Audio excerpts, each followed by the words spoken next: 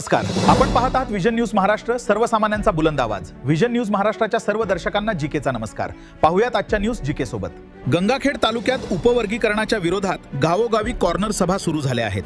26 ऑगस्टला तब्बल 9 गावांमध्ये सभा होणार आहेत। गंगाखेड तालुक्यात उपवर्गीकरणाच्या विरोधात गावोगावी कॉर्नर सभा सुरू झाल्या आहेत। 26 ऑगस्टला तब्बल 9 गावांमध्ये सभा होणार आहेत।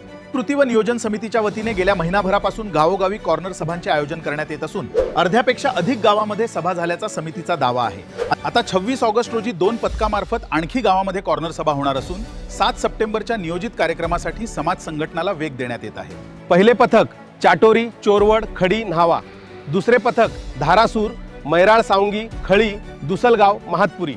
या सभामध्ये उपवर्गीकरणाच्या मुद्द्याबाबत जनजागृती करण्यासोबतच आगामी नियोजित कार्यक्रमाच्या पार्श्वभूमीवर समाज बांधवांमध्ये संवाद आणि संघटन करण्यावर भर दिला जात असल्याचे समितीचं म्हणणं आहे। ही एका व्यक्तीचा किंवा एका गोष्टीचा नाही, हे आपल्या पूर्ण समाजाचा आहे आणि समाजासाठी आपल्याला सगळ्यांना लढायचंय।